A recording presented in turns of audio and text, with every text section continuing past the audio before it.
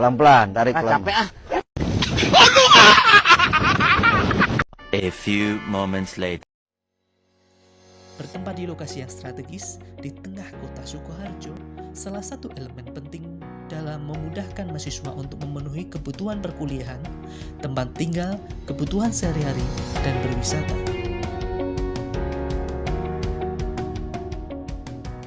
Program studi pendidikan yang menciptakan tenaga profesional siap kerja untuk membantu individu yang memiliki masalah pribadi, hubungan sosial, belajar, dan karir. Bimbingan dan konseling Univet berdiri sejak tahun 1983 dengan nama Psikologi Pendidikan dan Bimbingan, kemudian berganti nama menjadi Bimbingan dan Konseling dengan akreditasi B. Lebih dari 1.800 alumni lulus dari BK Univet dengan mayoritas sebagai guru, pengawas pendidikan, dan kepala sekolah. Melalui dosen-dosen yang minimal bergelar magister dan syarat akan pengalaman, kurikulum dirancang secara komprehensif untuk menciptakan mahasiswa yang terampil, komunikatif, berdaya saing, dan profesional. Beberapa kegiatan perkuliahan yang dilakukan dalam menumbuhkan dan mengembangkan profesionalitas mahasiswa antara lain layanan klasikal, konseling individual, konseling kelompok, bimbingan kelompok, instrumen tes dan non-tes, pengembangan media, seminar dan workshop BK, dan pengadministrasian.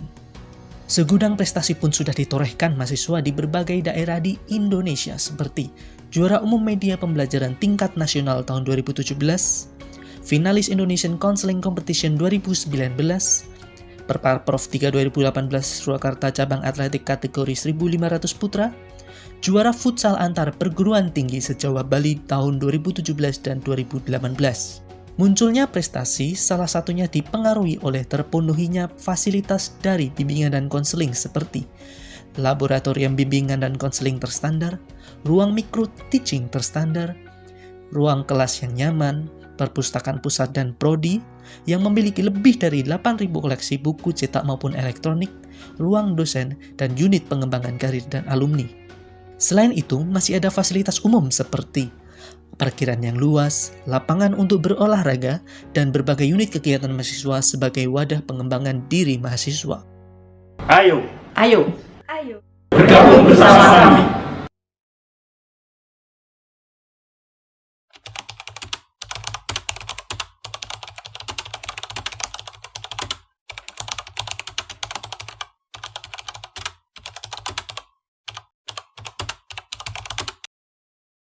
Selamat siang Mas, gimana kabarnya Mas hari ini?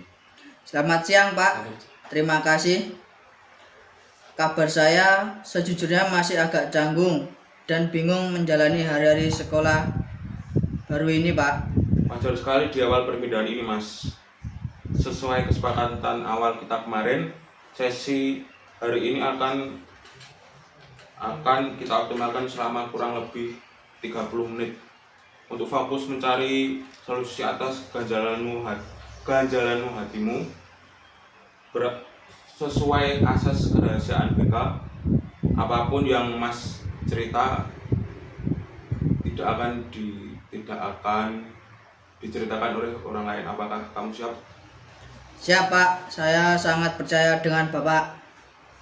Oke, siap Mas.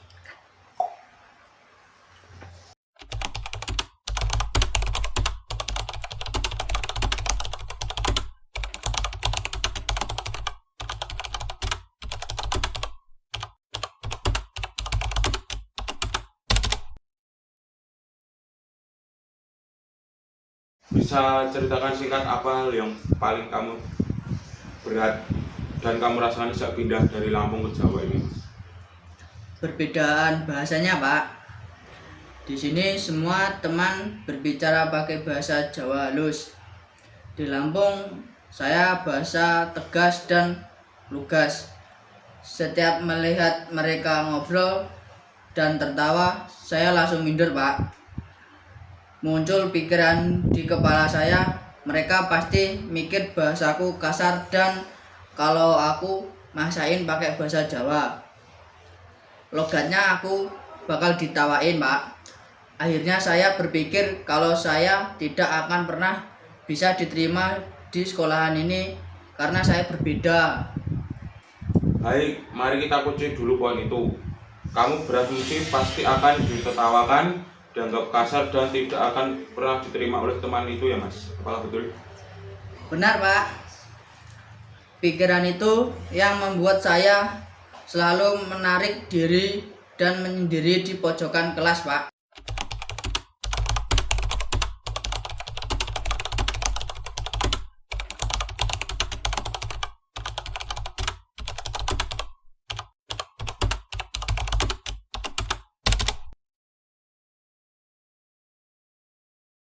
Mari kita lihat polanya Mas. Ketika pikiran otomatis saya pasti ditolak, itu muncul perasaan apa yang mendominasi dirimu? Saya minder, Pak, dan cemas dan takut kalau saya salah, Pak. Lalu ketika perasaan minder dan takut itu menguasaimu, tindakan apa yang akhirnya kamu lakukan di kelas? Saya memilih diam, Pak, menunduk dan menghindari interaksi sosial, bahkan pasif saat bekerja kelompok, Pak. Nah, karena kamu menarik diri dan diam saat di kelas, apakah teman-temanmu mendapat kesempatan untuk mengenalimu? Mereka pasti sudah paham mengira kamu sombong atau tidak. Jadi bisa kita sadari bahwa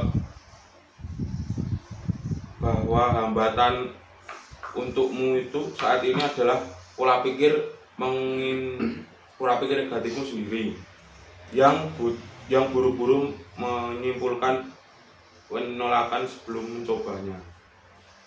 Ya juga, Pak, ternyata ketakutan saya mengunci diri saya sendiri, Pak. Sekarang kita tantang pikiran negatifmu itu Mas. Apakah ada bukti nyata selama sebulan ini bahwa teman-temanmu itu merundung, mengejek, dan menolakmu bahwa kamu dari Lampung? Ya, kalau diejek sih, Pak, tidak pernah ada sama sekali ya, Pak. Apakah ada bukti sebaliknya, momen kecil di kelas mereka justru berusaha mendekatimu? Minggu lalu ketua kelas saya mengajak saya ke kantin bareng, Pak. Tapi saya tolak karena cemas. Kemarin waktu kerja kelompok sosiologi, Pak, mereka juga tetap memasukkan nama saya dan berbagi tugas dan adil walau saya cuma diam, Pak. Faktanya mereka mengajakmu ke kantin dan melibatkanmu dalam kelompok. Jadi apakah pikiran bahwa saya pasti ditolak dan tidak diterima itu terbukti nyata? Ternyata tidak mendukungnya ya, Pak. Mereka sebenarnya mau berteman, cuma saya yang selalu pasang tameng ketakutan duluan ya, Pak. Sangat bagus sekali Mas. Sekarang mari kita rubah pikiran negatifmu itu dengan pola pikir baru yang lebih positif dan realistis. Apa kalimat yang lebih tepat untuk melakukan itu? Mungkin ya, Pak, wajar jika saya belum lancar bahasa Jawanya. Karena saya baru pindah dari Lampung. Perbedaan ini bukan alasan untuk ditolak, Pak. Teman-teman di sini sebenarnya terbuka dan saya bisa mencoba memulainya dengan senyuman dulu, Pak. Sangat luar biasa Mas. Dengan pola pikir alternatif yang baru ini, apa rencana tindakan konkret dan sederhana yang akan kamu lakukan mulai besok pagi?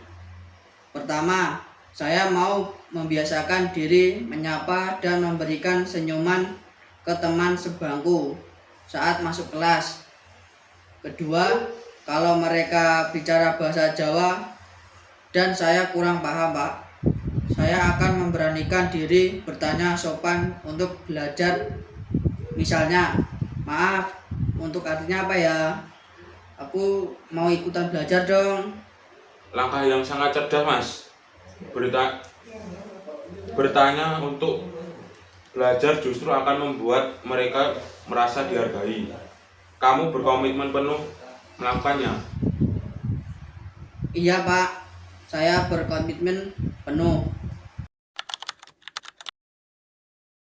Sangat hebat Mas. Tidak terasa ya, sesi konseling hari ini sudah hampir habis. Mari kita simpulkan apa yang kamu dapatkan hari ini. saya menyadari bahwa culture shock yang lebih alami menjadi parah karena berpikir negatif saya sendiri. Sekarang saya mengubah pikiran itu menjadi lebih realistis dan punya rencana konkret mulai besok pagi dan lebih terbuka. Oke Mas, sekarang perasaanmu bagaimana? Jauh lebih lega, Pak. Rasa sesak di dada saya sudah hilang.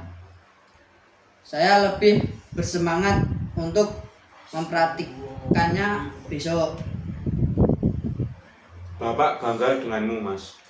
Sebagai tindak lanjut, Bapak akan koordinasi dengan wali kelasmu untuk memantau perkembangan diri kamu. Dan mulai minggu depan kita bertemu lagi di jam yang sama untuk evaluasi hasilnya. Ya, apakah kamu siap? Iya, Pak, siap. Baik, saya selesaikan untuk konseling hari ini.